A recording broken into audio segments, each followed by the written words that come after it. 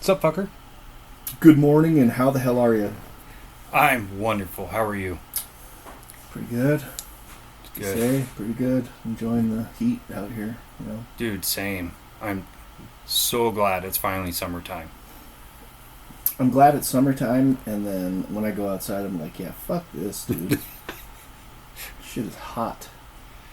I like it, though. I like it in spurts. I have to hibernate for a few hours after I go outside. For sure. Yeah. Yeah, it's not like a... I could see if I was a construction worker, somebody who had to work outside, I would hate it. But where I have AC inside, I'm like, no, summertime's great. Yeah. I guess our job is, well, down on 6 and 7, it's pretty brutal. It gets toasty in every building. Yeah. And I've already had my fill of everybody complaining about the heat. Yeah. It's like, you know, we work in manufacturing, right? It gets hot in the summer. The thing that cold in pisses winter. me off is when people complain that it's cold. I'm like, shut the fuck up. I'll bring an extra sweater for you tomorrow. I complain that it's cold in the break room because every time I go to break, somebody turns the AC all the way down. It's like you could see your breath in there. And then you go back out to the heat and you're just uncomfortable. So you get sweaty and go in there and get hypothermia in the break room? I hate that. Nice. Yeah. And it's like I keep telling everybody, don't turn the AC all the way down. You're going to freeze up the system. Yeah. And then you'll have no AC at all. Then it'll just be hot in here also. Yeah. Just be reasonable, man. Put it at 65, leave it the fuck alone. Yeah. A couple years ago, the AC went out in our break room, and so we were taking our breaks in the krill just because it was like a little bit cooler back 5 there. degrees cooler. It wasn't 110, it was like 100. It's so. like you, in the break room, like, don't even run the fucking microwave. Yeah. It's hot in here. So, today we're going to talk about Appalachia. Appalachia? Appalachia. Appalachia. Appalachia. Appalachia. Appalachia. Appalachia. However the fuck you say it, we're going to talk about those mountains on the east coast of United States. Yeah, it's a super long mountain range. Basically runs from the bottom of the country to the top of the country, all the way along the eastern seaboard. Yeah. And there's some weird shit going on there. Real weird. Talking from like cryptids to witches, ghosts, UFOs, dogmen, feral people, disappearances, all that. So I gotta say, it was hard to do research on this one. Yeah. Because there was so much information and so many different tales and all this folklore and everything that went into it, and there was just like an overload where I couldn't really focus on it. Yeah. in any like one direction.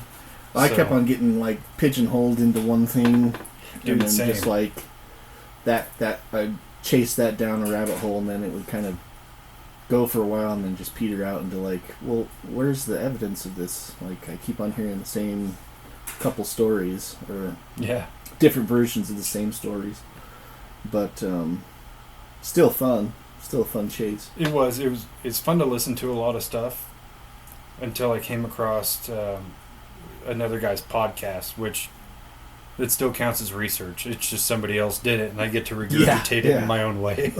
That's my favorite type, dude. Yeah, because the guy who was talking about it, he was kind of entertaining and everything, but it's like, if I say it in my way, it's probably going to be funnier. No, in all honesty, I can't even remember the guy's podcast. He was pretty funny, but he would just like talk about everything that had to do with Appalachia, and I'm like, I don't care about all that. Yeah. But yeah, he read off this list of different like cryptids and creatures that have been spotted and seen and tales of, and I was like, yeah, I'm not writing any of that down. Yeah, I was going to also, and then I saw the list and I was like, okay, I'll try to remember a few key ones like the Dogman and the Wampus Cat and the witches and So there was 3 cryptids that really stood out to me. And 2 of them I don't want to go into too much because I feel like they kind of deserve their own episodes. But like, number 1 was Bigfoot. Mm-hmm. Number 2 was the Mothman. Yeah. And then number 3 was the sheep squatch. The sheep. I didn't hear about that. Oh, you one. didn't hear about sheep squatch? No. It's basically a Bigfoot mixed with a sheep. That's tight. When you see like the dramatic recreations and shit like that on different shows and all that, you're like, this is so dumb. That sounds like one of those movies on Amazon Prime that you find. Oh, dude, we could make a sheep squatch movie. Yes. Oh, also skinwalkers. Oh yeah, because there's a lot of. Well, they call them. Well, I guess they do have skinwalkers, but they also have what is it called? Wendigo. Wendigo, yeah. Yeah. I don't know if that's the same kind of. I think that's something different than a skinwalker. So Wendigo is, it's actually like Canadian folklore. Yeah. Where it's a monster, and he's afflicted with this desire to consume human flesh, and every time he consumes human flesh, he gets a little bit stronger. Mm. But he was once a man, and he was bitten by a Wendigo, and that's how they like pass the curse. That's the only way you can die if you are a Wendigo, is to give it to somebody else. Mm. So it's like an STD. Yeah. And yeah, so some folklore suggests it's just like one Wendigo out there just fucking people up, but then some of the other folklore suggests that's how they pass it along, and that's how that story has thrived for so long. So it's like the movie Santa Claus. If you kill Santa Claus, you become Santa Claus. Yes. Yeah. Happened for Tim Allen. Yeah. I saw it. Speaking of Santa Claus, side note, have you watched this movie called The Fat Man? No. Oh my God, you're in for a treat. So it's about Santa Claus, Uh-huh. but Mel Gibson plays Santa Claus. Really? Yeah, I remember seeing the trailer for it years ago and going, oh my God, I gotta see this. It's so strange because like the kind of lore slowly unfolds. Like all the shit you know about Santa Claus plays out. Yeah. But none of it is what you expect. Like he lives in a small town in Alaska, and he's like immortal, but he can still be wounded and shit. You gotta watch it. It's really entertaining. Is it like a comedy or a drama?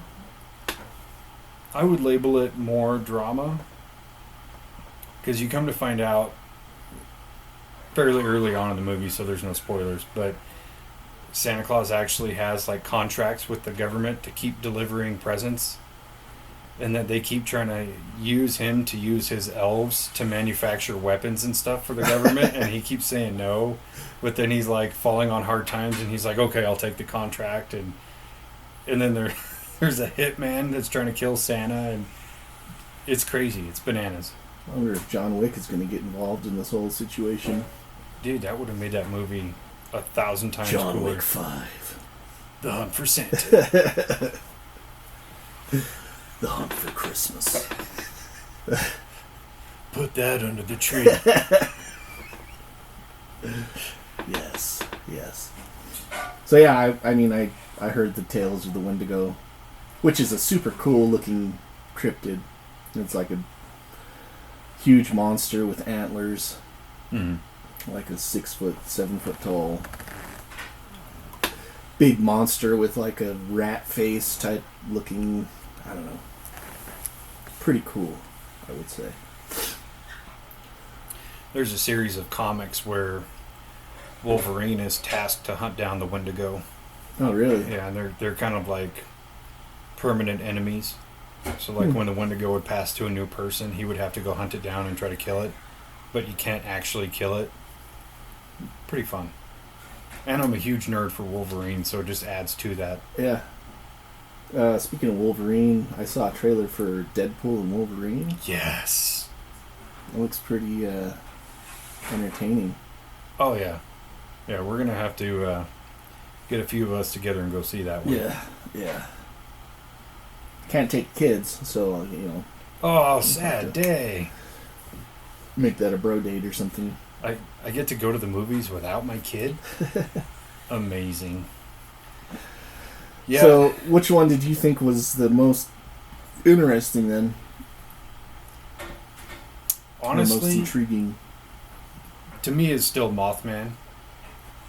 And there's a lot of back and forth stuff with the Mothman, but there's enough eyewitness testimony that seems valid to me, but then there's a lot of horseshit that goes with it. Mm-hmm.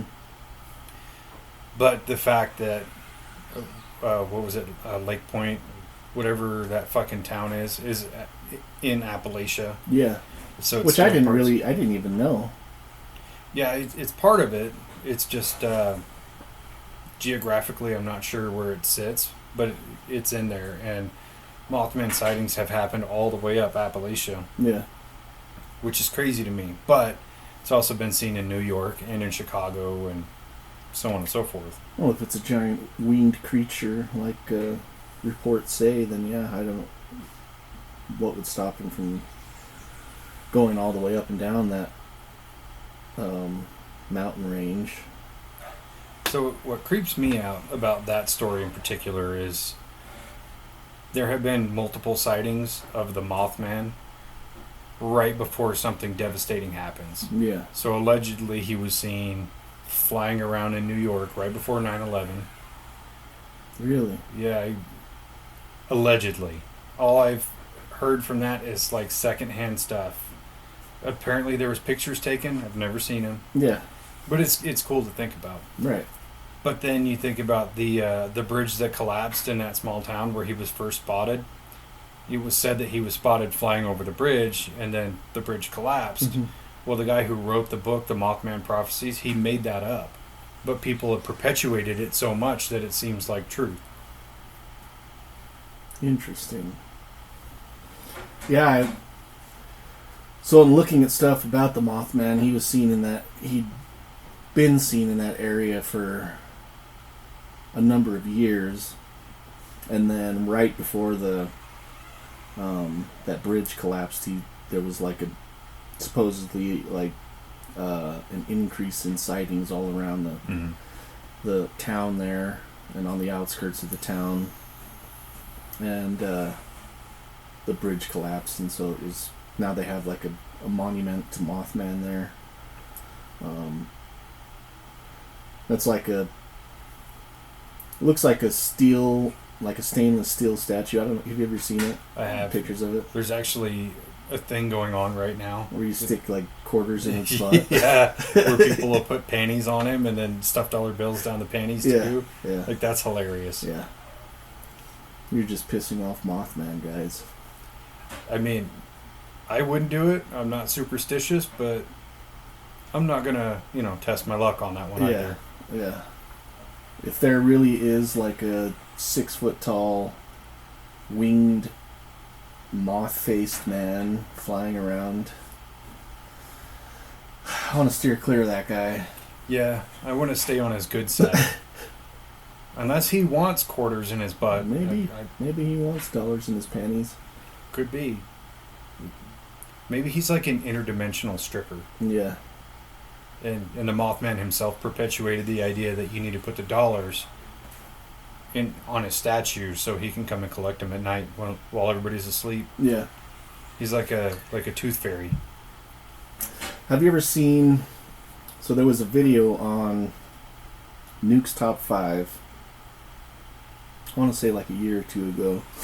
And it was this guy who's an urban explorer, one of the Urban X Explorer guys, and he's exploring these drainage tunnels underneath the town or whatever, and he's walking through for miles, just going through this, and it's just almost like a man-made tunnel for the excess water to run off into the river's system or whatever, and he's walking through there, and the tunnel kind of splits.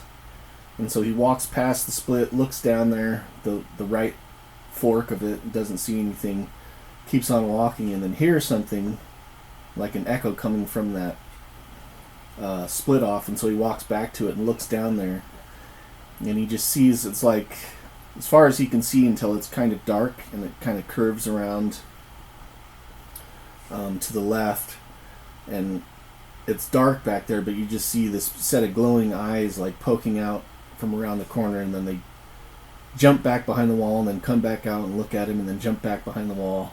But you can't really see anything except for the eyes. Yeah. I do recall that one, yeah. And so that was one thing that they were saying was like accrediting to a possible Mothman sighting, because so then he actually, instead of running away like most videos people do, he goes up there to try to see what is up there, because he thinks it might be like a animal or something stuck down there. But which is one of those golden Appalachia rules, is if you see something, don't walk toward it. Yeah.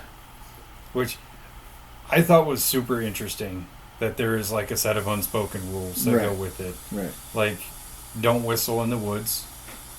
If you hear your name, no you didn't. Yeah. If you see something, no you didn't. Keep your doors, windows, and shades closed at night, things like that. And it's kind of crazy that all these people have kind of generated all these unspoken rules because of all this shit that they've seen and heard and kind of gone through. Because there's just so many weird tales that come out of there. Yeah. So mine, the one that I really chased down, that I thought was the most intriguing, that kind of never really went anywhere, was the feral people of Appalachia. So the story is that, like, during the Great Depression, times got tough down there, and so there was a group of people that just kind of went into the mountains and just started living off the land and kind of just went feral. And through like years and years of like generational inbreeding and stuff like that, they've kind of mutated to a point, kind of like, and there are really people in those backwoods that are like that, like kind of super inbred, but it's not a huge number. But supposedly these people are just wild, and there have been sightings of these people like running through the forest naked, and they're super furry or hairy because of they don't wear clothes, and so their hair is just going back to like caveman style, where you're just super hairy. I thought that was really interesting, just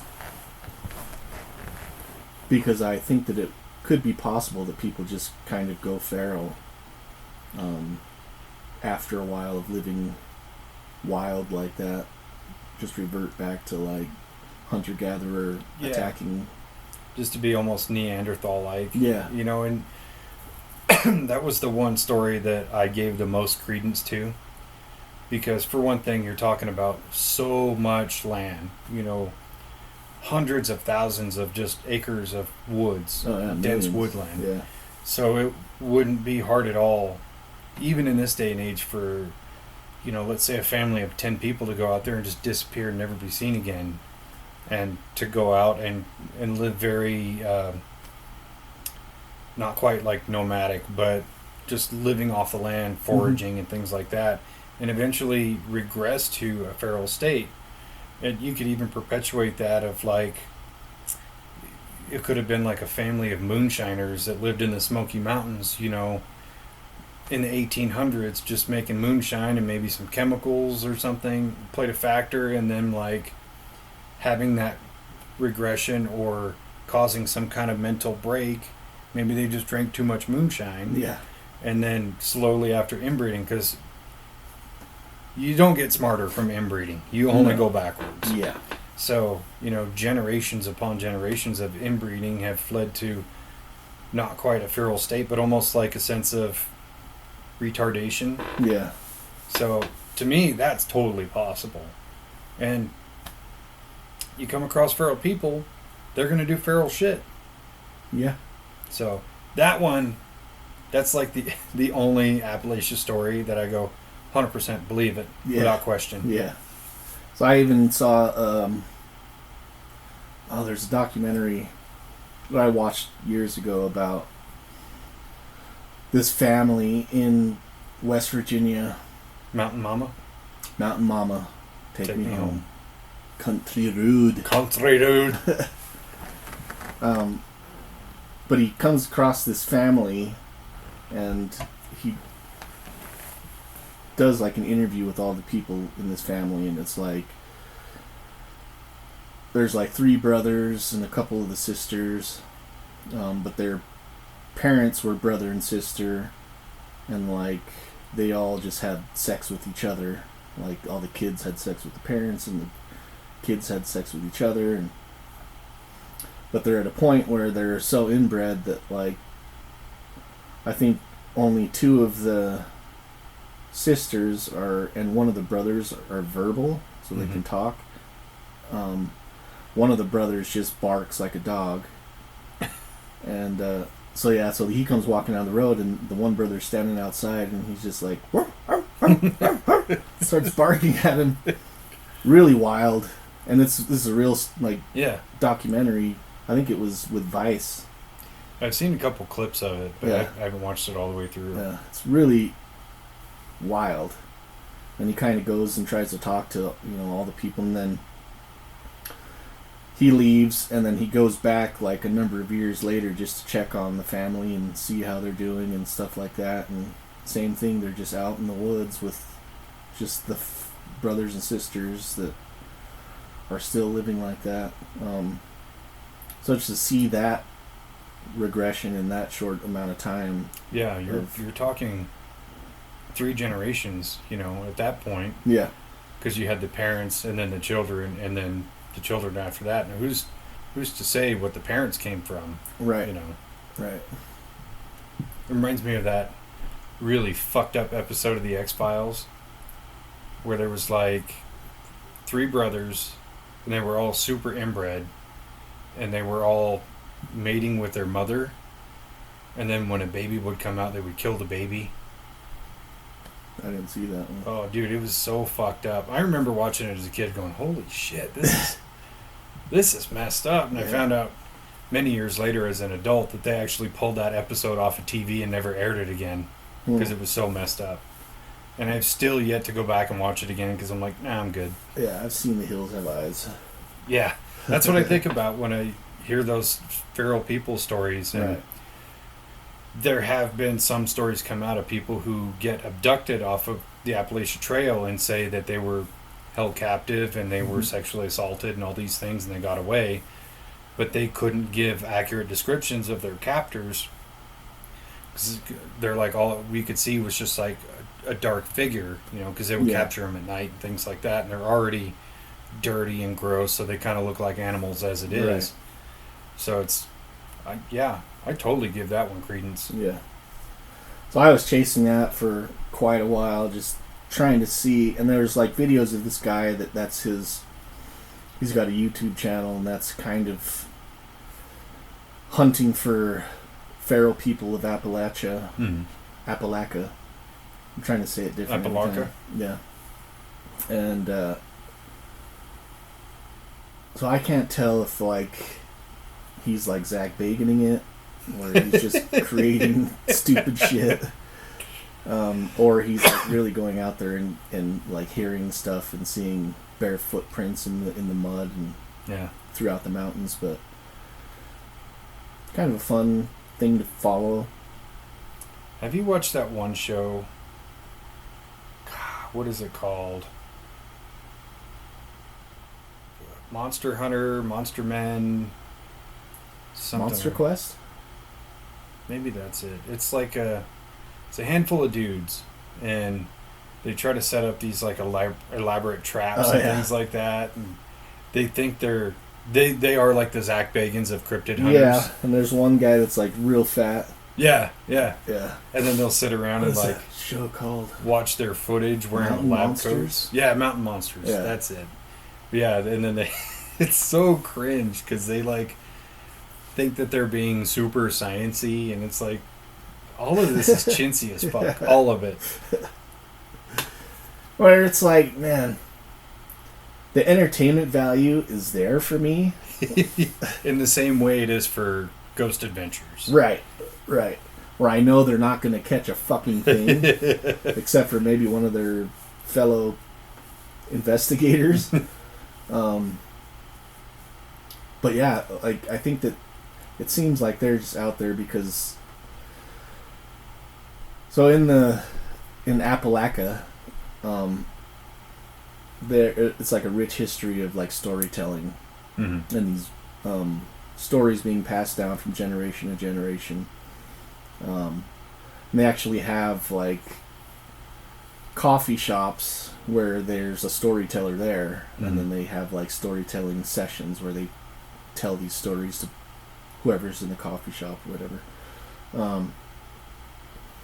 So I think that it seems like that they're part of that folklore of storytelling, and they're just doing it in a different way, like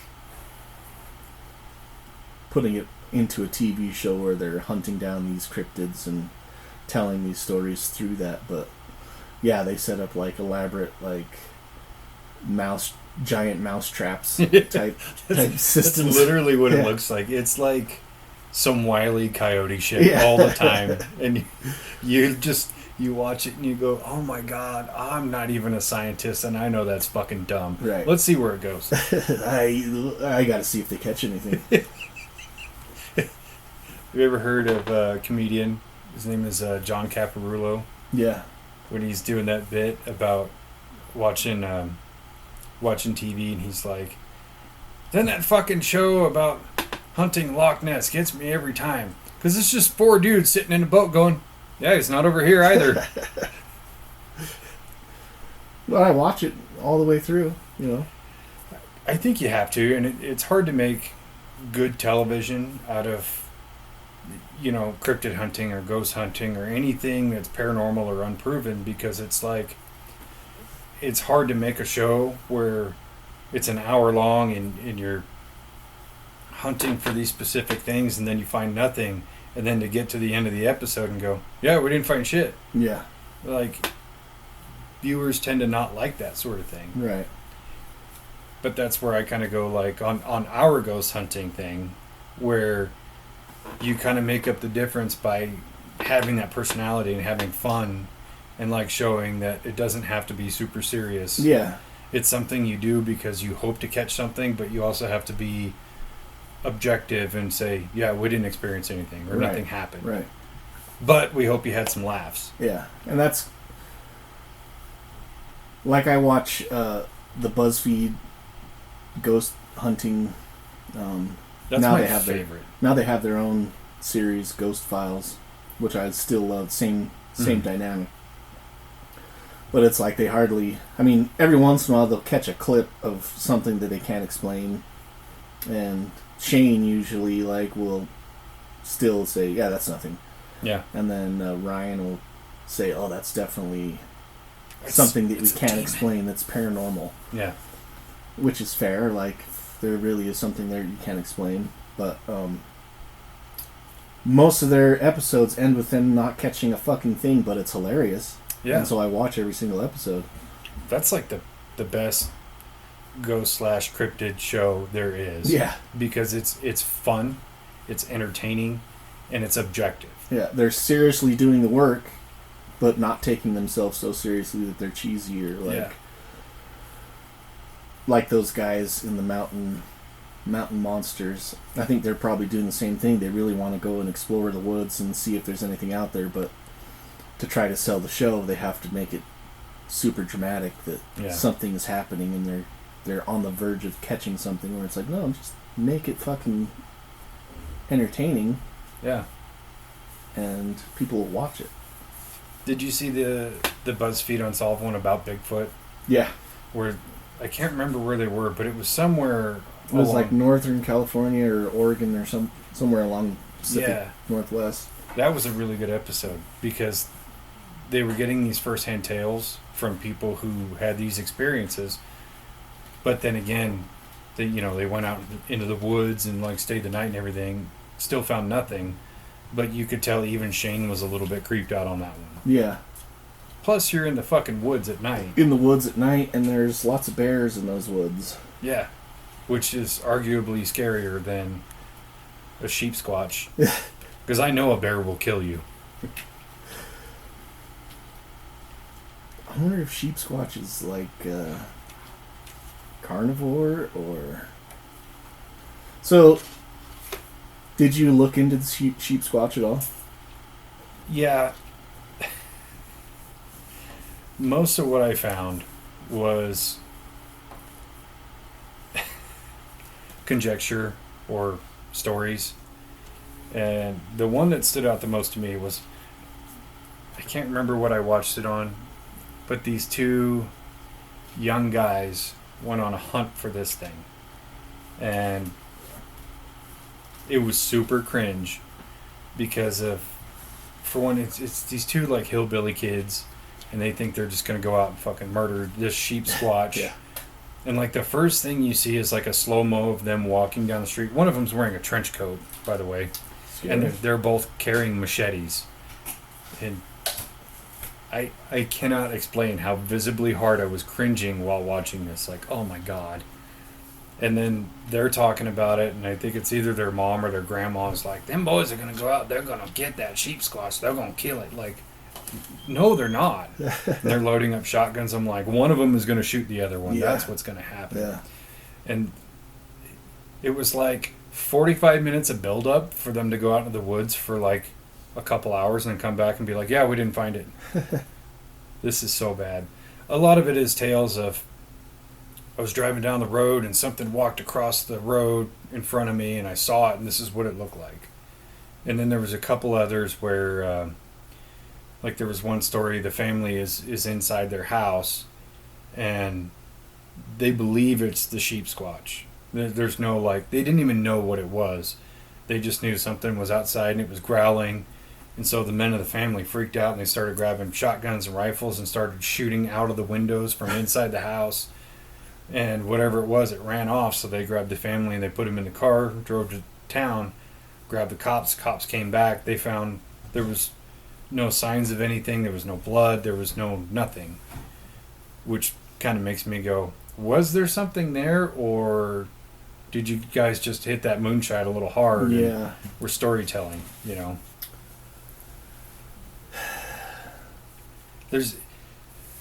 I'm going to go ahead and say that I think 90% of what goes on in Appalachia is just perpetuated folklore. Yeah. It's old grandma saying, you better go to bed and brush your teeth or the sheep squatch is going to get you. You know, Yeah. shit like that, where Right. it's not so much as bringing back stories and tales of things that have happened or things that people have experienced. It's just telling that same story over and over and using it more as like a deterrent tool. You know, like I said, It's like urban legends. yeah, urban legends. Make your kids behave or else this is going to happen, or Like Krampus. to keep those legends alive so that people go, I don't want to move anywhere near Appalachia. Right.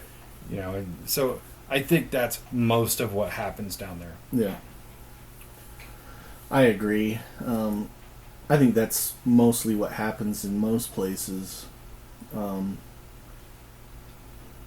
To say that there aren't, you know, I don't know how far these stories have been passed down, and it's like it probably starts in one place where, like, Appalachia is huge. I mean, it's the Appalachian Trail is like 2,100 miles. Mm-hmm. So it goes from like Georgia all the way to Canada, and it's one of the oldest mountain ranges in the world, and with super biodiversity. Mm-hmm. And so I mean, there's just a ton of different areas that are, you know, up near Canada. It's a lot more like the mountains here, where it's, you know, in the wintertime it's 20 feet of snow and you know, kind of rugged, and then down towards the south the mountains aren't as big, but it's still just such dense forests that you can get lost super easy. Oh yeah. But in those same dense forests, it's hard to see something, to get a good view of something as you're walking through the woods.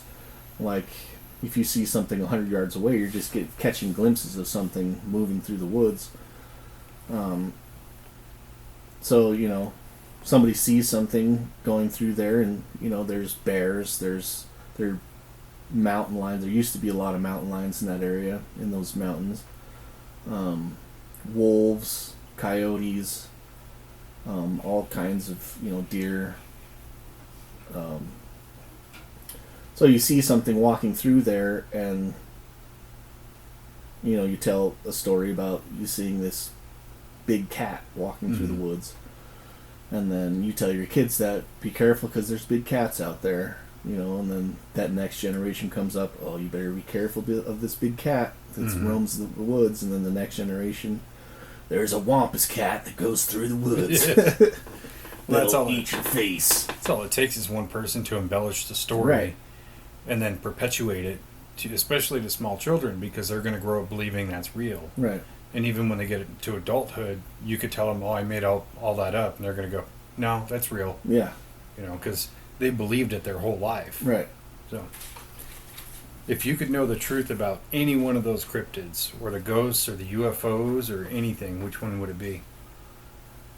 About the cryptids, or just any story there? Any one of them.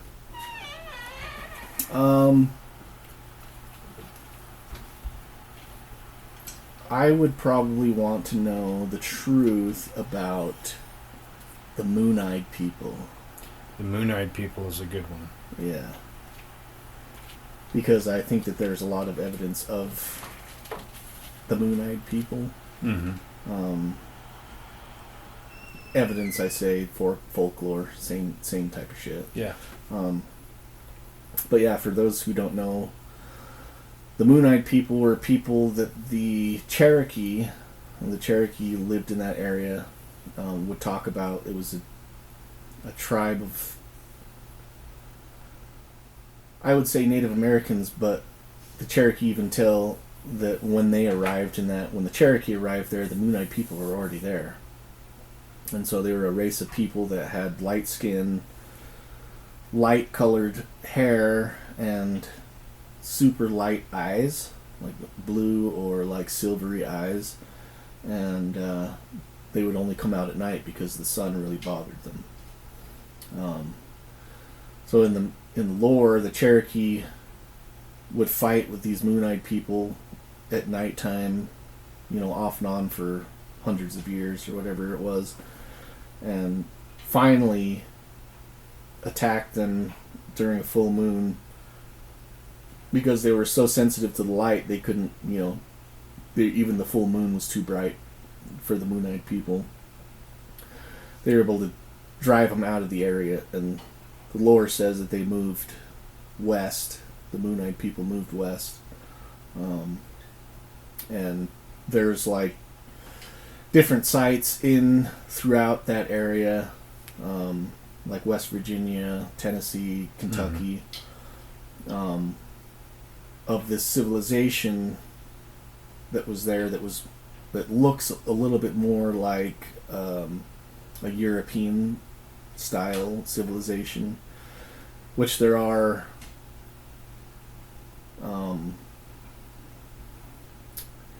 historical stories about people like Welsh people coming in like 1100, the year 1100, into the Americas and settling in the Americas. And then some of the tribes had their language, some of the words were similar to ancient Welsh, and so I don't know, it kind of lends into that, like, did the Welsh come down there and like breed with the Indians, the natives there, and I don't know, I thought that was really intriguing, and I'd like to know the real history about those people. So when I first heard about the moon-eyed people and hearing that description, the first thing I thought about was when you talk about like alien folklore and UFO folklore, is the different races of aliens that are allegedly out there, and one of them is the Nordics. The Nordics. And they're described the exact same way, very pale skin, blonde hair, blue eyes, things like that. They literally look like ancient Nordics. Yeah. From description. I don't know if they really exist. I can't speculate on that. But that's where I kind of go, it's interesting that you have this race of people that matches that so easily, and you have hundreds and hundreds of UFO sightings Yeah. in that same region. And you're even talking sightings where people describe a craft landed, somebody got out and communicated with whoever saw it telepathically and told them XYZ or whatever. But then you have this just one random tribe of people who at the time would kind of fit the bill because a lot of the settlers in Appalachia were Irish Scots. So from a genealogy standpoint, yes, you could have a good amount of people with, blonde hair and light skin and all that, but probably not as many as you'd think. Yeah. So it just seems to me that there is a parallel there that obviously without facts or evidence, you can't say one way or the other, but it just like the pieces fit on that one. Yeah. In my mind anyway. Yeah. Also, I was watching one video that was talking about how supposedly the Moon-eyed people went west and kind of disappeared, but they think that they kind of just intermingled with other native tribes. Mm-hmm. And even now, like, I guess Native Americans and down into like South America have a higher rate of albinoism, and there's tribes down in the South America now that have like a crazy percentage of the population is albino. And they have videos of these tribes down there, and it's just like, yeah, the people are just 1 in 10 or something like that is an albino. Wow. Something like that. That's a lot. Yeah, it's crazy. Because you think about how many albino people you've met in your life. Yeah, Yeg. You can't conflate albino with Nazi. It's not the same thing. My bad. Well, seriously though, it's probably what? You could probably count them on 1 or 2 hands, the amount of albino people you've met. Yeah, it was... So 1 in 10. 1, 2. So my uncle was married to a Navajo girl, Mm. and she has a sister that's albino, which is super weird because all of their family is like super Navajo looking. Yeah. And then they have this one sister that's just blonde, blue eyes, looks just like him. Super strange. And she's just super, super, super blonde and really blue eyes. Well, it's kind of weird too because albinoism is because of recessive genes. Yeah. So where did that come from? Yeah. When you have a whole family that's just like devoutly Navajo looking, the dark skin, the jet black hair, that specific kind of upper cheek orientation, because they have a very distinct look. Yeah. And then all of a sudden just here's one random albino. Yeah. It's somewhere down the gene pool there was something mixed in there. Yeah. Yeah, I thought that was... Then I knew a kid that was an albino when we lived in Florida. I don't know what he was, what their family's race or whatever it was, but it was one of my friends. His little brother was an albino, but I remember the kid was white, but his little brother was super albino to the point where he had pink eyes. Yeah. And so they wouldn't even let him outside. No, he would just die. Yeah, He'd look like a piece of bacon. Yeah. Maybe he was a vampire. He'd go out at night. Little baby. I think when I was there, his little brother was like, I was about 7. Actually, maybe 8 or 9. And his little brother was like 3. Go into his house and just be terrified of his little pink-eyed brother walking around. He looked like a python. I remember going to school with this one kid, and he was that same albino, so recessive, his eyes were pink.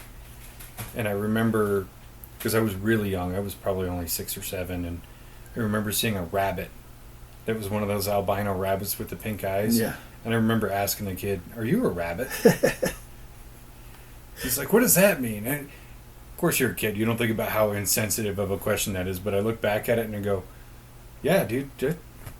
Valid question. Yeah, I mean, no offense to anybody who's albino, none at all. But it's a strange thing that it's hard for us to wrap our minds around, Right? Because it's so different and unique that you can't help but like conflate it to something else that's similar. Yeah. You're trying to draw parallels in your mind to make things make sense. Right.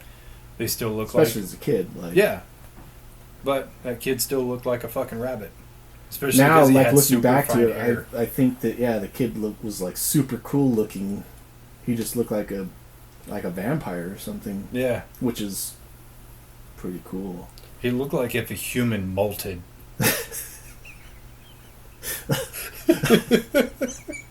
Like the new skin or the old skin? That's the new skin. It just has to like leather up a little Yeah. bit. That's so terrible. Uh, So what's funny about the whole Native American thing, because there had been many different tribes of Native Americans in Appalachia seeds. mhm. So it's always so strange to me that these lands that have all these weird things going on are so directly tied to Native American tribes. And it doesn't matter which tribe, it's kind of all the same when it comes to the lore of these different things. And we've talked about another place that's directly parallel to that, Skinwalker Ranch. Yeah. Has these deep Native American ties, but has all this crazy shit going on, including Bigfoot, UFOs, portals, which, by the way, I was watching some stuff about portals in Appalachia. Happens there too, apparently. So it's kind of weird to have this one huge landmass that has the exact same problems as this one tiny little area in northern Utah. Yeah. Super strange. And then even in Mount Shasta, a lot of the reports are the same shit. Yeah. Bigfoot, portals, UFOs, Native strange Americans. cryptids, Native Americans. Kind of like makes you wonder if the natives were drawn to those areas or were kind of congregated around those areas because of the activity that was there. Like, or that was like if those areas are portals and there's these beings that are coming through there that may have been using. So kind of, if you look at like the Anunnaki stories, Mhm. like the Anunnaki supposedly came here, modified the being or the creatures that were here on Earth, the early humans, into being a working class species that would collect gold for them. But there are these beings that are using portals to transport into our dimension or to our planet, however you want to look at it. Were the people going there because they saw all this phenomenon there, or were the people going there because they were being collected by these other beings, kind of herded to this spot where they would have them do work for them? I don't know. I've had that question on my mind a lot too. And then I started thinking about it more specifically of no matter what the reason is, if you were to take that away and then just ask why those specific people, why Native Americans, and the only thing I can like logically come up with is that Native Americans, more so than most other cultures in the world, they have more of an equilibrium with nature, Right. and kind of being one with the planet, with flora and fauna and things like that. They're less inclined to be drawn to technology or anything like that. So they're kind of probably more open-minded to whatever it is that's happening. As for them being a workforce, I don't know if I can get along with that one, but I can definitely understand more of why you would pick them to communicate, especially with like some of the stories that come out of Skinwalker Ranch, where the older natives, you know, on the reservation have had contact with quote unquote star people, and they talk with them like they're old friends and things like that, versus like if you went to one of our elders, you know, like if you went to my grandpa as an alien, he's gonna flip the fuck out. You know what I mean? So, but you know, an old native grandpa's like, oh yeah, dude, me and fucking we're old friends. He visits like every solstice. Yeah.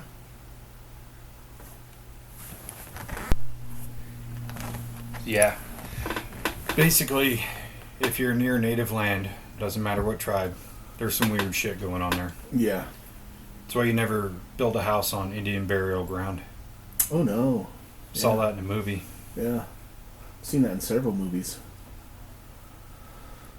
It's just, you don't even walk through them, dude. No, just stay away. Yeah. Yeah, dude. Was that Poltergeist? Yeah. Yeah. I can't remember what the reason was for the remake, but they changed it a little bit. Yeah. Oh, no, it was a cemetery, but it wasn't an Indian burial ground. Maybe you moved the headstones, but you didn't move the bodies. You assholes! So, yeah, during my research for this episode, I came across a native guy that is into, like, paranormal shit. And his name is Shen Chen. I think Shen Chen is the name of his YouTube channel. Is he the guy who wears the bandana? Yeah. Yeah. Yeah. Have you seen any of his, did you watch any of his videos? Yeah, I watched one last night about skinwalkers. Yeah. Yeah. Is it the one where he's talking, just standing there talking about it, or is he at a table? He's at a table. Oh. So yeah, I watched one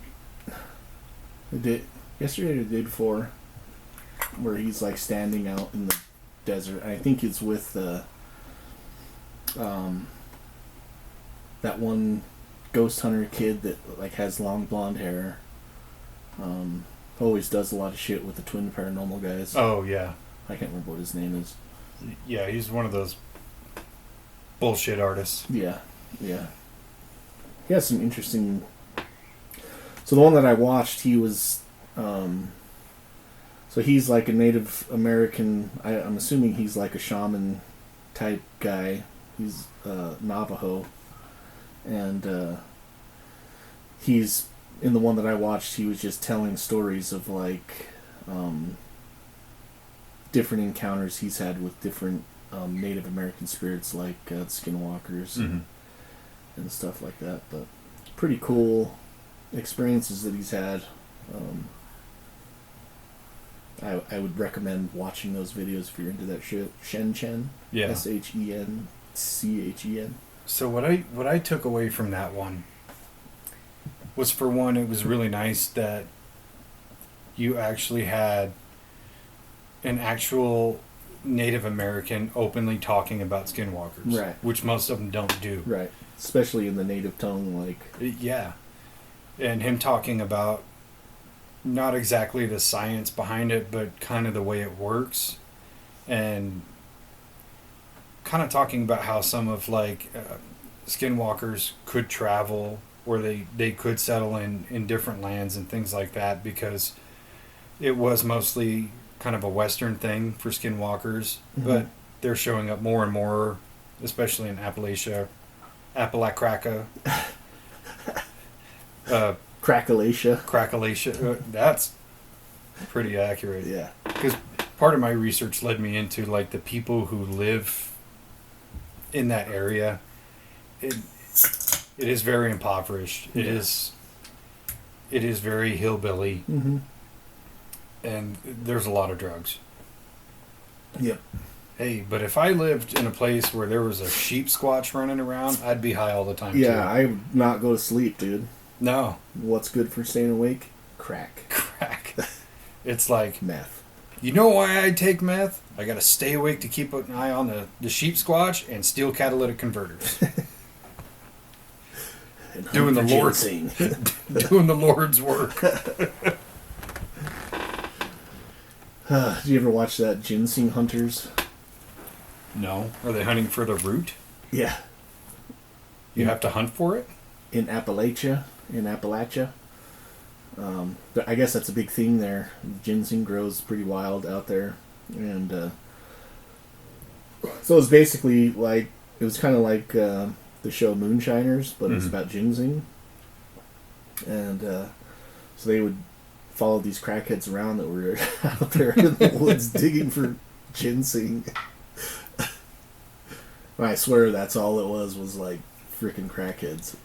Oh my god. Spencer, look at the size of this one. That's the size of my thumb. Bet we can get an eighth out of this one. Oh, I'm not going to sleep for 2 weeks now.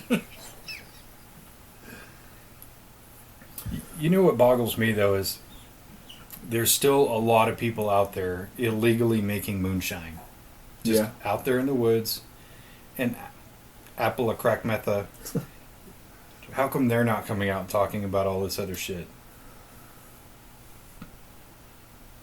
Yeah, I mean, I guess if I was doing something like that, I probably wouldn't. If I saw some shit, I probably wouldn't come out and say that I saw it, and then be like, "What were you doing out there?" I was just camping. I was hunting. I was hunting. So I mean, like we said, the Appalachian wilderness is just millions of square miles of, well, hundreds of thousands of square miles of, maybe millions, I don't know. Millions of acres. We'll say millions of acres. It's a lot. I mean, the mountains go across 13 states in the United States and through Canada, but officially end in some island off the coast of Canada. Yeah. So there's a lot of wilderness up there. So yeah, I mean, if you're moonshining out in the middle of nowhere, and there are actually stories of moonshiners that say they run into like Sasquatch or dogmen or some of these other Wampus cat, some of the other cryptids that they see, and there's supposed videos of like dogmen on the internet if you care to look for it. But I have to watch all of that with a skeptical eye. Oh yeah, every bit of it. Yeah. And it's too easy to just go, holy shit, they caught a video of the Sasquatch. Did they though? And I would hate to take away from anybody who's actually caught video or photographic evidence, because I'm sure it's out there. I would even be willing to bet that there's a decent amount of the stuff that I've seen that is actually real. Mm-hmm. There's no way for me to know. It's just kind of my belief. But 90% of videos out there, they're bullshit. They're fake. Yeah. So it's easy for me to just go like, nah, that ain't real. I think one of the most interesting videos I've seen of like a Bigfoot cryptid type video was a video that this lady had, and she was, I can't remember if she was hunting or just hiking, but she comes around the corner and like looks down this, she hears something down in this, just down kind of a trail, and so she has her GoPro or whatever with her, and she looks down and you see kind of like this furry creature that's standing there, and it's tall, and but all of a sudden it just kind of shrinks down and then goes almost like the Predator, where it's just like you can't really see it, but you can see that there's something there moving, but it's just see-through almost, camouflaged. And then she just turns around and runs away because it's scary looking, but it looked like it was about 7 feet tall and then just like shrinks down to about 3 feet and kind of goes camouflage. Oh, that's great. Like just like the Predator almost. And so she just turns around and runs away. And it seems like a super legit video where she wasn't... she doesn't have any other videos like that on her YouTube channel or whatever she's posted, anything like that. It's the only thing that she's ever recorded like that. But it's nothing that I could compare or describe as anything else other than paranormal. But yeah, the Dogmen videos that I was watching were really like, you just see like shadows moving in the woods, and it's like, how do you know that's a dog? It could be just birds flying around in the trees. Yeah. The ones that I try to give credit to is the people who are at like their homesteads on the border of the woods, and it's late and they start hearing like growls and snarls and things like that, and I try to be objective about it and say that's probably just some asshole who knows you're filming and is like, oh, I'm gonna give them a show. Yeah. And they're out in the woods going, "Arr!" You know. But there is a few of them that have caught me off guard, and there's like there's one couple, I think she's a native woman and he's a white guy, and they live on their homestead. They live pretty much off the grid, and they live like right at the tree line, and their whole channel is like living the homestead life, you know, growing their own food and hunting and processing meat, and how they kind of live their life. And then they have one video where they're growing through their garden and like harvesting their garden, and you just hear and all these growls and snarls and yells and things like that coming out of the woods, and they both look genuinely terrified, and they're just like, fuck it, we'll harvest tomorrow. And then they go inside. Yeah. So videos like that, I'm like, okay, I'm going to give you a lot more credence, because either you were genuinely terrified or you deserve an Oscar. Yeah. And you live way off grid. You live way far away from everybody. So it's not like your neighbor is seeing that you're filming a video and is like, oh, I'm going to go fuck with him. Right. So it's some of those, for sure, you get me. But some of the other channels that you watch and they post like all of their shit's paranormal, or it's all cryptids, like, it's horse shit. Yeah. And like, you would assume that they're living there and have heard noises in the woods, and they, you know, can kind of identify animals by for sure how they sound, and especially if you have to hunt for your own meat. Right. You're gonna know. Yeah, you know what a bear sounds like. You know what a and that's what one of the guys I was watching yesterday, the guy that's like hunting for feral people.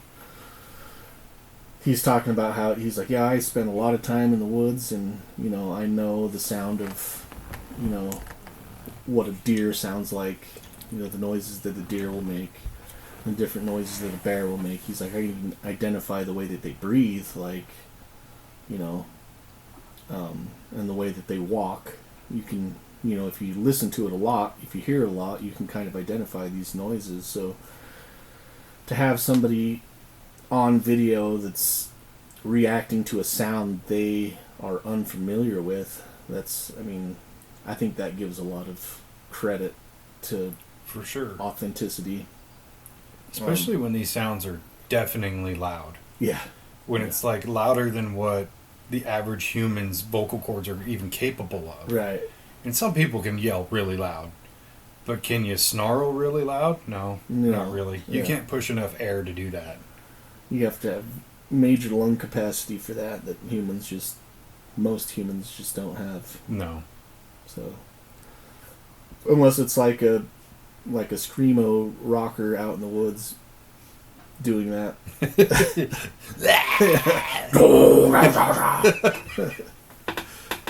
The question I have for that guy who hunts the feral peoples, well, for one, let me ask, is he solo or does he have a camera crew? He's solo. What are you going to do if you run into a family of them? Yeah. So there's one video that he actually, like, he stops and he's riding like an e-bike through the woods just so he can get a little deeper into the woods quicker. And he stops along this trail because he sees bare footprints in the mud next to the trail, and so like he stops and he's like recording it, and he's measuring his foot to the size of the bare foot, and it's a lot smaller than his foot, kind of just to show that this wasn't me. I'm not, Mm-hmm. I'm not just making bare footprints so that I can film it. And he's like talking about it, and then he hears it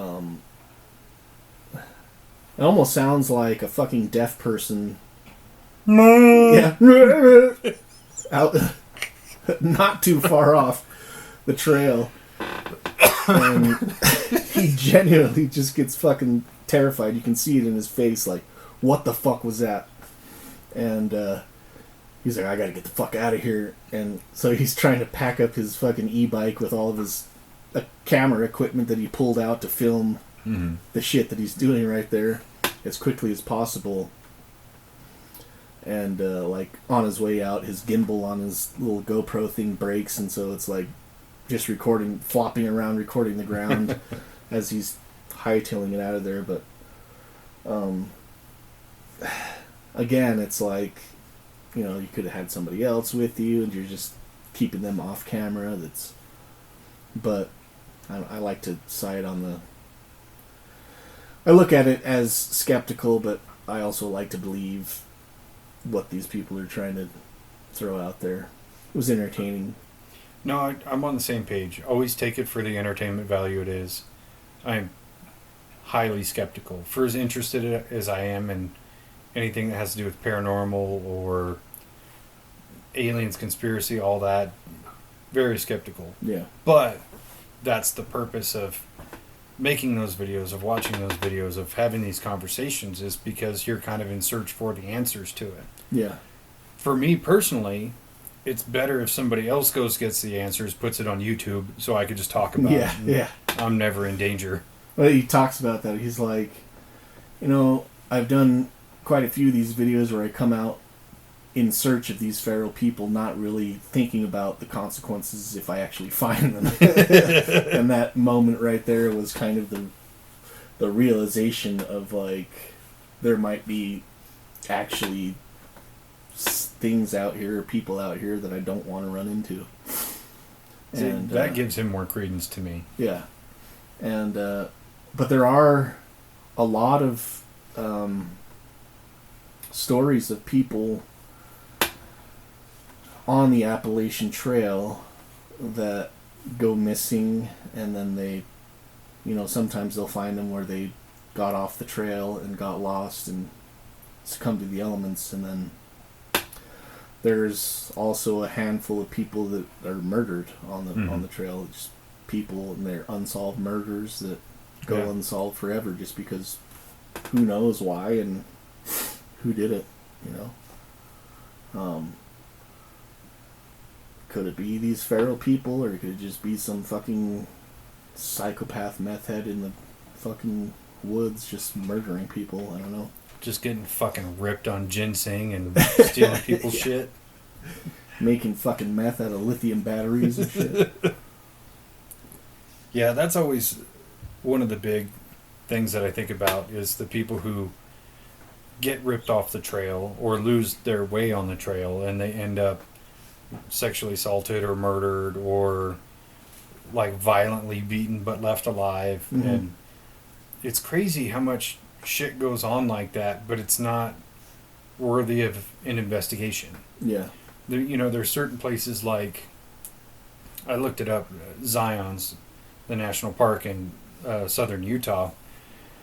People do go missing there, but it's usually because they wandered off the trail and their bodies get found later and things like that, or they fell down a rock face. It's a pretty commonplace thing. It's not like it happens every single day, but it happens enough that there's kind of a protocol for it and an investigation that goes with it. So it's almost like there is a follow-up to that. Right. But on Appalachian Trail, doesn't seem to be.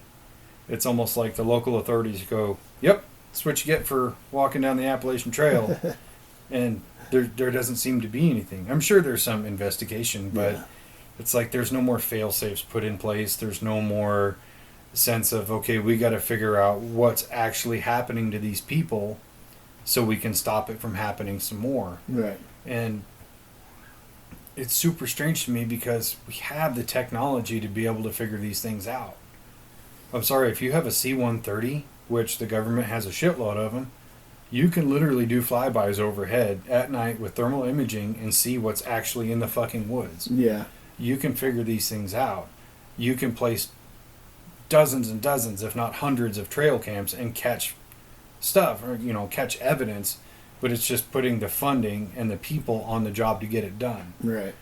Which leads me to believe that it's just another one of those, and I hate to sound like the tinfoil hat guy, it's just another government conspiracy. Surely they know what's going on. They're just like, who cares? Yeah. And that's the theory that... So there's a series called The Missing 411. I don't know if you've ever looked at that. I think I've watched it, but I have seen it on... But there's, different so it has to do a lot with like people that go missing in national parks all across the world. Mm-hmm. But like there are certain episodes that focus, and the guy like writes books about the Missing 411 and does YouTube videos. But there are specific ones that are focused on like the Appalachian Trail and people that go missing there in under super weird circumstances.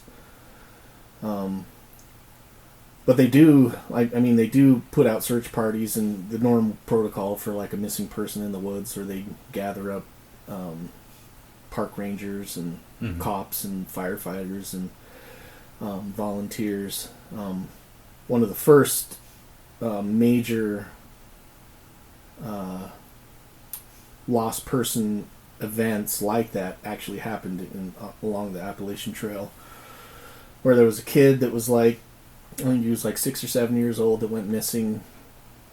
He was with his family, and there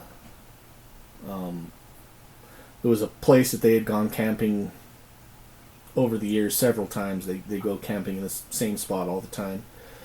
And one of the kids they were playing with a bunch of other kids, and they were going on the trail, hiking the trail, and the kids kept on running ahead and like hiding. And then when the adults and the rest of the party would come through, they would jump out and scare them. Mm-hmm. Try to jump out and scare them. Typical kid shit. So as they're doing that, one of the kids ends up getting lost. And this is back in like the 50s or something like that. 40s maybe. And one of the kids ends up getting lost. And so they look for him for a few hours, notify the park rangers notify the police department, and so they put together this search, and they ended up getting like 1,700 people mm-hmm. in this giant search party to go and look for this kid. And it's the first time they've ever organized something like this, like a giant search party. It turns out that they think that they just had too many people out there mm-hmm. searching, that it just like covered any tracks or covered anything that they could have possibly found to try to track and find this kid. They didn't end up finding him. I think maybe they found his shirt or something a couple of years later. Maybe some bones, but they're not entirely sure if it was mm-hmm. him. Well, now he's just a feral person now. Yeah. He's just adopted. Lives in the trees. They're in the trees, man. But yeah, there's a lot of stories like that where people just go missing, and they're found, a lot of the times found not far off the trail, maybe a mile or two off the trail. Yeah. Where they just got lost and couldn't find their way back to the trail. Which is crazy to me, because I was watching this video about this one gal, I think her name is Georgia or something like that. It was kind of a weird mystery, but she had gotten off the trail, and she called her husband and left a message on his voicemail saying, "I'm lost, blah, blah, blah." And she's like, "I'm just going to hunker down here. I'm going to camp here until I'm found." And she ended up staying at the site where she was camping for 26 days before she died. And I never did find out how exactly she died. I assume from elements or starvation or whatever. Yeah. She was 2 miles from the trail. Yeah. And then I go, if you're seriously going to go into the Appalachian Mountains to hike, you should probably take a compass. Yeah. So, I also saw that story, and it was one of the stories that I watched, and it turns out she was from, like, Texas or Arizona. Her husband had died the year before, and so she was, like, going out to kind of, like, reinvent or unite herself with the nature, and Mm-hmm. but she was like fucking 60. Yeah. And she started, most people start the Appalachian Trail down in like Georgia, Mm-hmm. and kind of work their way up into Maine, where the Appalachian Trail ends inside in the United States in Maine, in this Mm-hmm. certain area, and that's like the end of the trail. The last 100 miles, there's nothing for 100 miles. There's no places to stop and like there's no towns. There's no Mm-hmm. nothing. Like most of the way through the Appalachian Trails, every like 50 or 60 miles, you can head off into a town, resupply. But there's this one section that's the last 100 miles is the most treacherous and wild and overgrown section of the trail, and that's where she started. So she's not a very experienced hiker. She's like 60 years old. She's from Texas, so she doesn't really know the terrain and the woods up there. And she only brought beef jerky as food to last this the first 100 miles. Oh, Lord. And she got lost in the first 100 miles in the most rugged terrain out there. See, all of that along that was trail. just disaster. Yeah, and so One bad choice after another. she gets lost, and she had tried to, like... So when they finally found her camp 2 years later after she had gone missing, she kept a journal, and when they found her camp was pretty tidy. Like, she had kept her camp pretty tidy all the way until she died. Mm-hmm. When they found her, she had one empty water bottle and one full water bottle, so she died of probably starvation. Mm-hmm. And not too far, maybe a couple 100 yards away from her, was a big open clearing, like in the woods, where if she had set up there, they probably would have found her from, searching from the air. Yeah. But all the trees around her camp were scorched. Like, she had tried to start them on fire, but they wouldn't burn because everything there was so damp. Yeah. So she couldn't get the green trees that are around her to catch on fire to set a big blaze so that, they could find her. Mm-hmm. So a lot of that was like just her overestimating her own skills and not being prepared enough to go into these really super remote areas of those woods where it sucks that it's kind of like... Yeah, it's a sad story. Yeah. It really is, but self-inflicted wounds be self-inflicted wounds. Yeah. I mean, I wouldn't be capable of doing that with those supplies. Right. Like, it would already be hard enough if I was properly supplied. Yeah. And I'm way less than 60, so that's and a most tough people call. that go through there start that section of the hike off with about 50 pounds of gear. Yeah. Food and water, and all the provision, tent and sleeping bag, and you have to carry all that shit for the 100 miles it's going to take. I mean, if you hike 10, 15 miles a day, it's still going to take 10 to 15 days probably to hike that 100 miles. And you're not hiking at night either. Right. You're getting a good 8 to 10 hours in during the day, and then you're done. Yeah. As far as you can go with 50 pounds of gear on your back Yeah. at 60 years old, I mean... Sounds like she packed a small backpack. Yeah, and she was alone. Which is just really not... And it says that there's a trail marker at the front that says all these things that you should... There's no provisions for 100 miles. You shouldn't be hiking alone. You should have all the gear that you're going to need for severe cold, because like it can drop down to like below low 20s at night. Yeah. Because you're such high elevation. See, what sucks is I only like saw that in a TikTok, so I only got like the soundbite version of it. Oh yeah. So I didn't know all that. Yeah. But really tragic story, but like, was she really like? I don't know. It seems like she was kind of. Maybe she was just. That was her way of leaving. I don't know. Possibly could have been. Wouldn't have mattered because the sheep squatch would have got her anyway. Right. Or the Wendigo, I guess. She's that high. Yeah. I mean, right next to the north. Canadian border. Yeah. Yeah. You know what I also like is the ghost stories that come out of there, especially in the southernmost region. It's like the ghost stories of Civil War soldiers and things like that. Those are always so entertaining to me. Yeah. Because there's no way to prove or disprove it, especially the ones that took place in the 50s or whatever, where like cameras and shit like that were not a real thing. And it was a very faux pas subject to talk about, because it's only been in like the last 20, 30 years where I think more people talk openly about ghosts and paranormal and things like that. But back in those days, it was like, no, they'll throw you in the loony bin. Yeah. But to hear those stories come out, like this one kid was going through the woods and he saw a man leaning up against a tree, and he was bleeding. He's holding his stomach, and he's telling the kid, "Hey, I need help."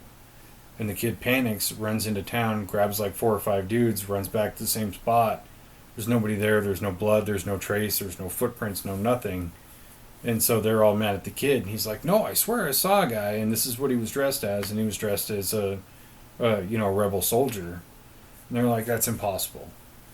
And then there's other stories, especially in some of the homesteads and old hospitals and things like that around Appalachia that served during Civil War. Suddenly, I'm totally just retarded and I can't talk. But yeah, around the Civil War, all these places that were used in the war as infirmaries and things like that, where you see these ghosts.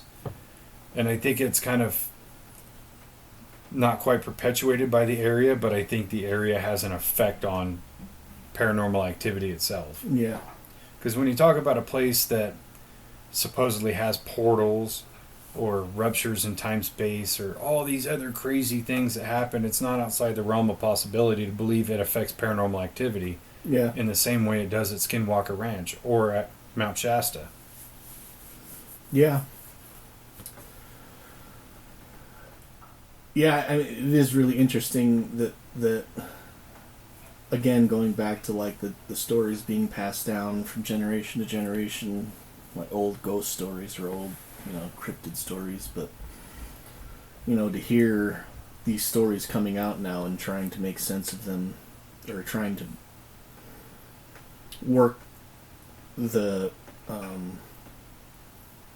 embellishments off of the stories and come down to the root stories. Like, there are a lot of those, like Civil War, and I mean, it's not far-fetched to think about that. There's gotta be, I mean, the Civil War was fucking brutal, man. Like, it's terrible. How many people died on, in these fields where, people lived. And I mean, I guess that happens all throughout the world, but that's really the major conflict that has happened here in technically our own backyard, in their own backyards, literally. But yeah, to think that there aren't spirits that still walk through those woods and haunt those areas, I mean, I definitely believe those stories of them being, highly traumatic deaths, and maybe they don't even know that they're dead yet. They're still just trying to find their way out of the woods.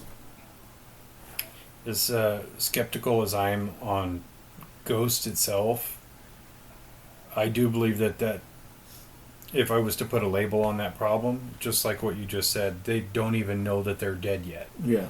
So you can imagine having been in the Civil War and you were killed in 1863 and here it is, 2024 and you're still wandering through those woods just trying to find your way out. That sounds like hell to me. Yeah.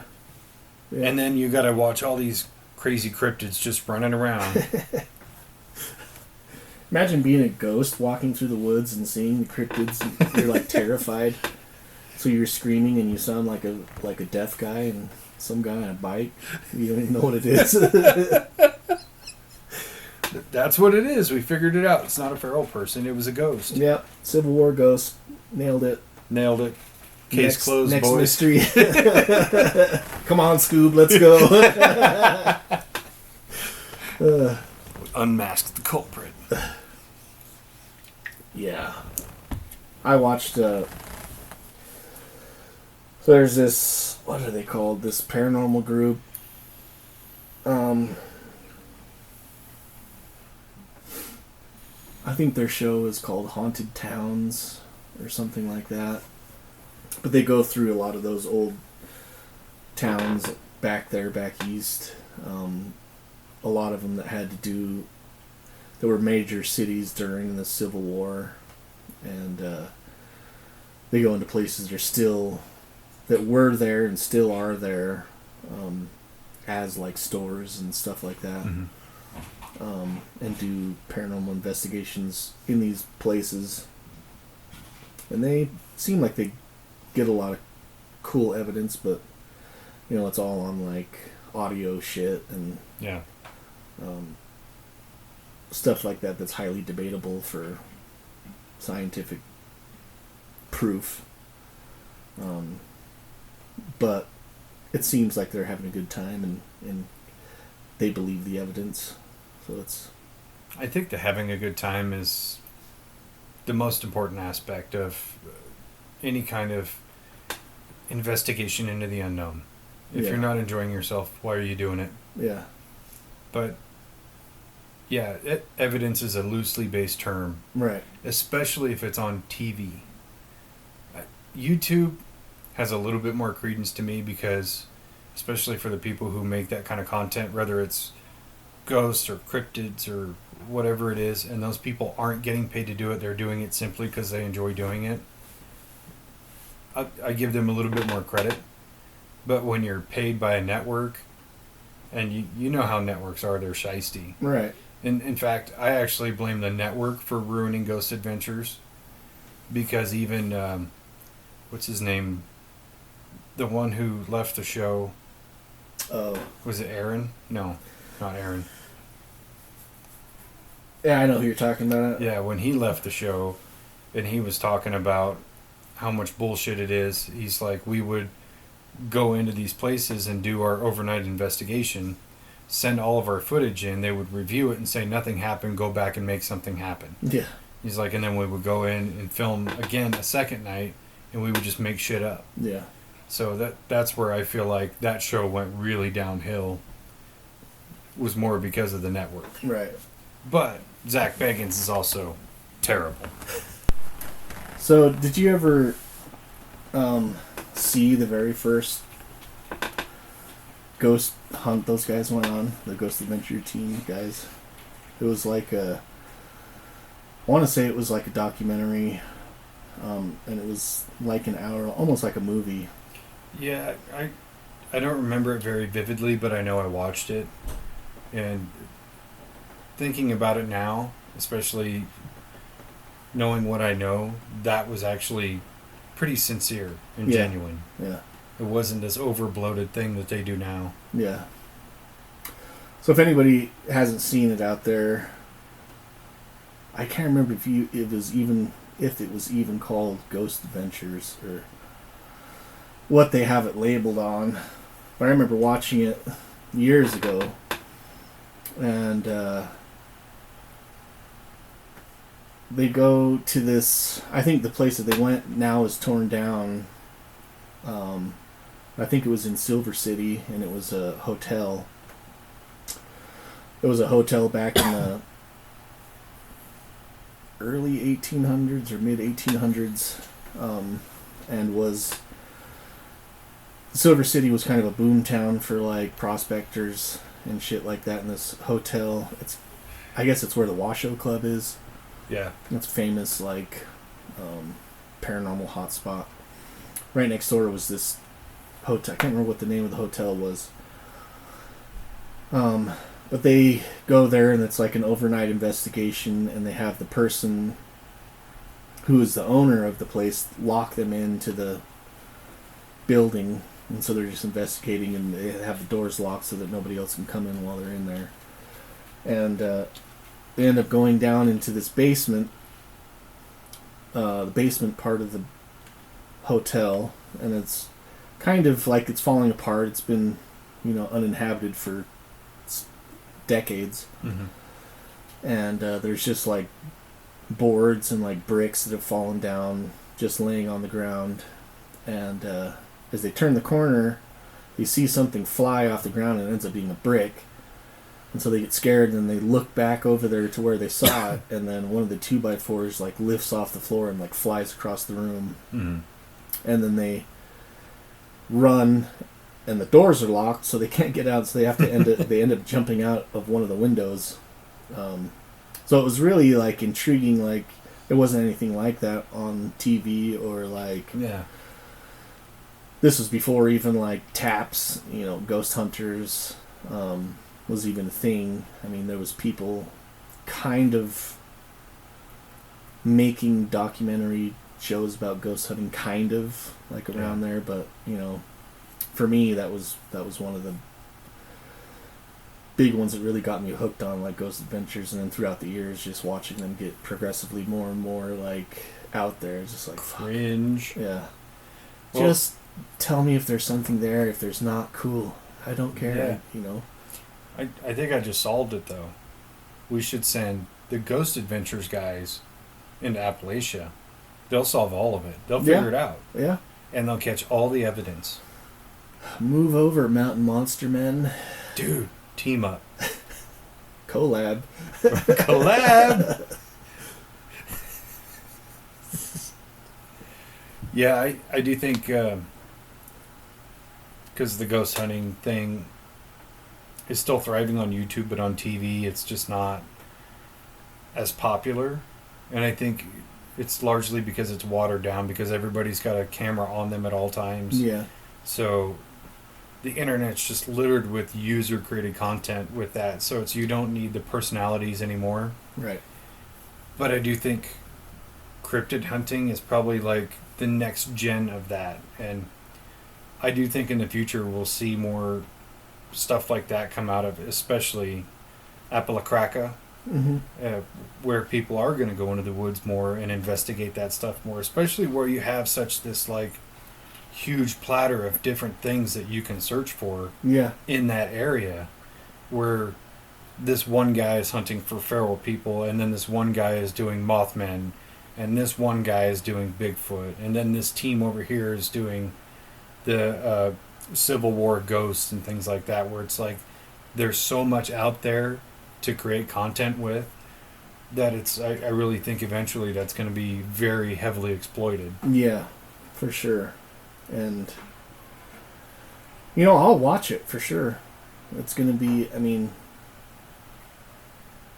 just like that Mountain Monsters thing, I knew they were never going to catch like a Sasquatch or a Dogman, but I've watched almost every single episode, I think, just because it's funny. It's entertaining for sure. It's entertaining. But yeah, I mean, to the point where like I probably would have watched that. And a lot of those shows I like to watch just because I like the history. A lot of times they'll have like a backstory and a history of the town, and like the showing pictures of like what the town used to be. And if you know anything about that area in West Virginia, Kentucky, Tennessee area, where moonshiners, and it's all coal country. Yeah. And after the coal companies kind of shut down, a lot of those towns they're just ghost towns now. Yeah. And I mean, there's houses and cities that just nobody lives in anymore in that area. So a big aspect for me is like the history side, and so I'll watch it just for that aspect. I mean, I'm at a certain age where history is super intriguing to me. Yeah. Like one of the rabbit holes I went down yesterday was like this guy that was going through the towns just talking to locals and seeing what, how long ago was it that it was a bustling town, and these locals talking about the coal companies that were there in the turn of the century, early 30s, 40s, 50s, and how the towns were like towns with like tens of thousands of people there, have maybe a couple hundred people there that still live in the area that are just eking by like, odd jobs and tearing out copper from old buildings and shit like that. Well, it's hillbilly ghetto. Oh yeah, but he was like, yeah, this house right here, and it was like some of them are like the mansions, air quotations, of the bosses that were in charge of the oil company, that they're big houses, probably a 3,000 square foot home, and they're selling for like $100,000 just because nobody wants to buy them because there's nothing in the town. Yeah. So right now, I guess it's kind of a thing where people are buying them and turning them into Airbnbs and like doing like ATV tours through the Appalachian trails and shit like genius. that. Right now, and that's kind of like the trend that's picking up right now is people that are doing that.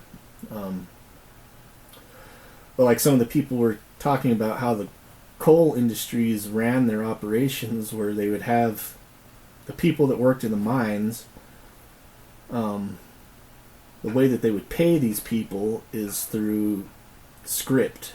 They wouldn't pay them with like money.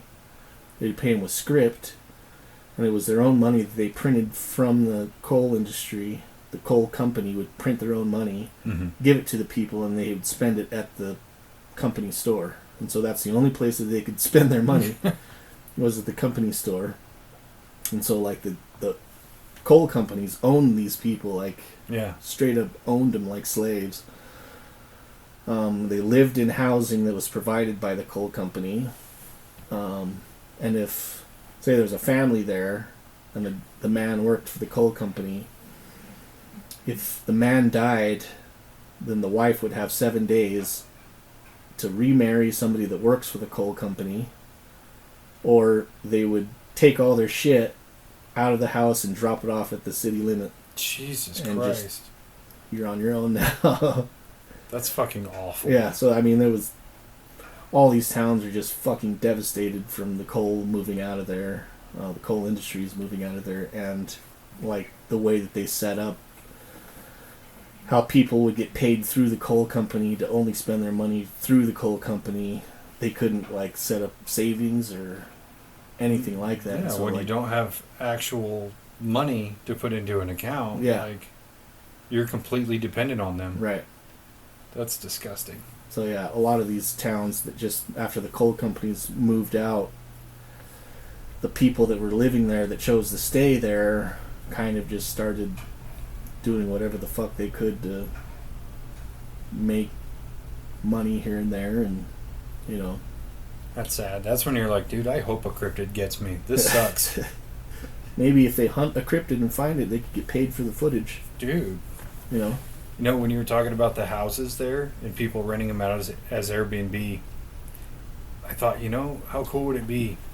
Buy one of those houses, rent it out as an Airbnb, but give special discounts to like paranormal cryptid hunters and things like that. Give them a discount as long as they give you some clout on their channel.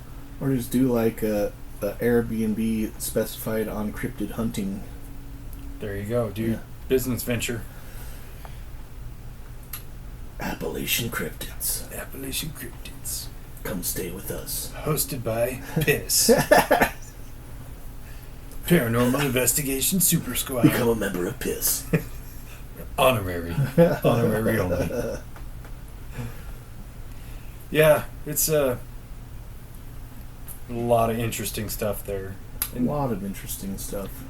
It's definitely one that, anytime I see anything paranormal in some location, I go, man, I want to go there. Yeah. That's one place I'm like, I don't think I would go out of my way to go there. So I've been to North Carolina and through Georgia and the southern end of that, Appalachia. And it's fucking beautiful. Oh, it's gorgeous. It is. I mean, so we went there up through South Carolina, up to North Carolina to visit a family friend when I was younger. On one of the times where, so we lived in Florida, but we drove from Salt Lake to Florida probably 3 or 4 times, like all the way across the country. That sounds miserable. I actually thought it was pretty cool, but I was young. I was like 7 maybe. Mm-hmm. I think the last time we went was probably I was 11 or 12. And I really thought it was cool just to see all the different parts of the country, like, but I was used to hear the mountains. Mm-hmm. You look at the mountains and they're fucking big, jaggedy, rocky mountains. Mm-hmm. And going there and then talking about their mountains, and you're like, where? Those hills over there? Those are foothills at best. I know that they get a little bit taller up north towards Canada, but like coming from here and looking at their mountains, it's all forested, yeah, and I know that when you get inside there, it's super dense. Oh yeah. Some parts are like rainforest, like a what do they call it? Not like a rainforest where you think of like the Amazon rainforest, but like a rainforest in the sense like the Pacific Northwest type rainforest, where everything is green and you can't see more than 50 feet in front of you because there's too many trees. But it is a beautiful place, but also, I mean, there's reason to be afraid of the woods there, and and to have all these mysterious happenings is, I don't doubt that most of them stem from something that was seen and couldn't be described. I agree. And so when I lived in Missouri, there's a lot of woodland, Mm-hmm. but it wasn't like the densely packed woodland of Appalachia. It was like your visibility was at least 100 feet versus like I've been to Georgia once. We flew into Atlanta and we drove a couple hours, and we stayed at this like little kind of cutout area, and it had some cabins and a little tennis court. Quaint little place. It was Mm-hmm. nice, but you could see the woods just past that, and they're way more densely populated than what's in the Midwest. Yeah. And I agree, you could definitely like lose visibility really fast because as many trees as there are, and like the dense vegetation and everything, you're not moving very far very fast. You can't see very far. When it's dark, it's fucking dark. Yeah. It's so at least in Missouri, when there was moonlight, it would cut through the trees because they were not so densely packed together. But this, I could see like you'd be lucky to see 5 feet in front of you. Right. And that's on a full moon night. Yeah. And you're talking like the southernmost point of Appalachia would barely even kind of touch into that area that I was in. Yeah. But yeah, it's beautiful. It's just green and lush and super dense woods, and Mm-hmm. it looks so amazing. But then I go, I don't want to live here. This sucks. Yeah. It's like watch that movie Or even like fucking The Patriot or like The Last of the Mohicans, where they're running through the forest. That's those super dense fern, old growth trees. Yeah. Like dense forests, and they are dark and they are intimidating. Yeah, where it's so dense you couldn't throw a handball 15 feet without it hitting something. Yeah. It's kind of like, you've been to the Pacific Northwest where all the redwood trees are, like in the redwood forests. I haven't. The trees are so tall and the canopies are so big that no matter what time of day, it's dark on the ground, and the ferns grow 5-6 feet tall. So I mean, it's just, I couldn't imagine trying to walk through there, not on a trail or not on a road, and try to keep my bearings. Like, no. Well, I would definitely tell my kids scary stories about staying out of the woods just to keep them safe. Like, see, just like they've been doing in Appalachia for, Yeah.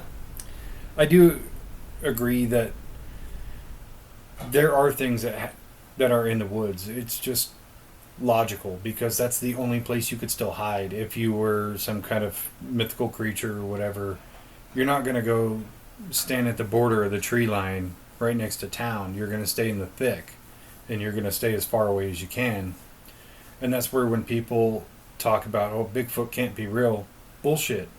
He's got a million places to hide. Yeah. You know how hard it would be to find one like small family of Bigfoot in all of Appalachia?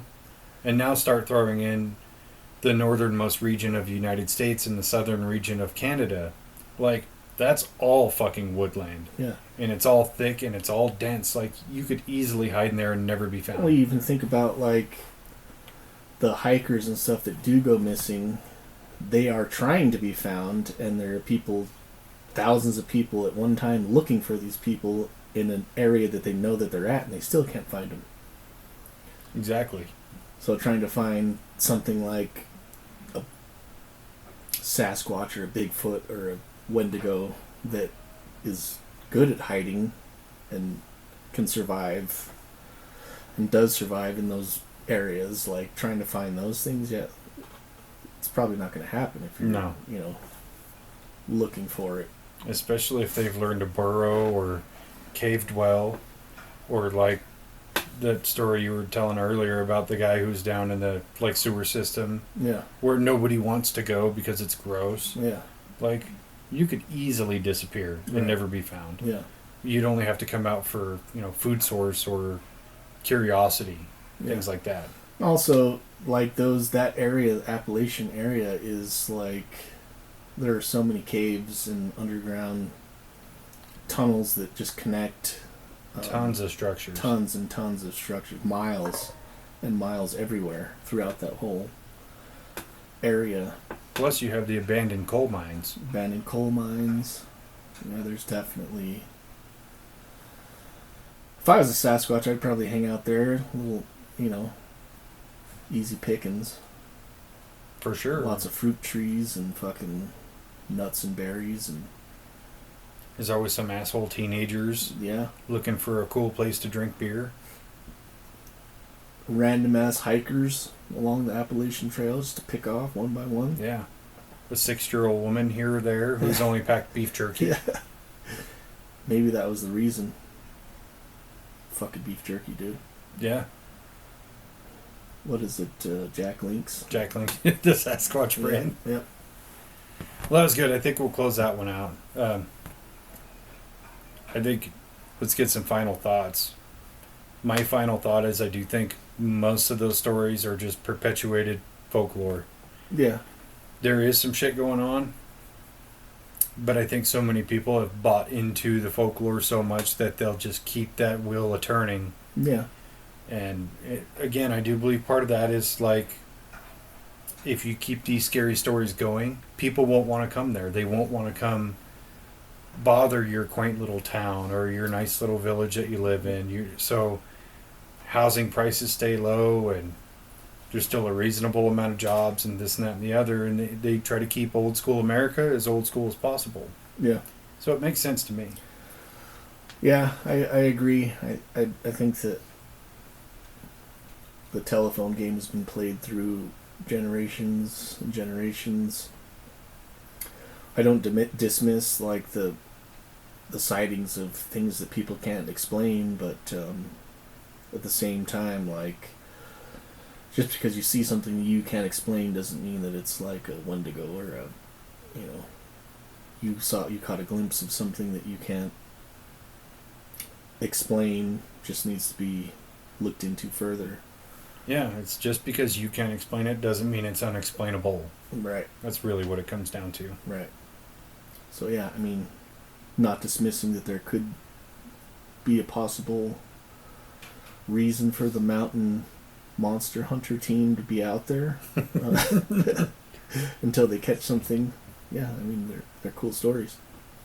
Well, also consider the source of where the story comes from. Yeah. If the tale of the Wendigo is told by a guy who only has 6 teeth in his head, I'm not likely to buy it. I tend to like stories from people that only have 6 teeth because they got a plethora of them. They have more stories than they have teeth. They're entertaining, I won't deny it. But tall tales. He's like, so I was outside cutting off a catalytic converter off of this Cadillac. That's a believable story. And then this Bigfoot just walked by and he's like, hey, how's it going? I was like, good, you? Every cryptid story is grounded in truth. Well, you got to have some truth to sell the lie. All right. Agree. All right, that was good. Okay, I love you. Bye. Bye.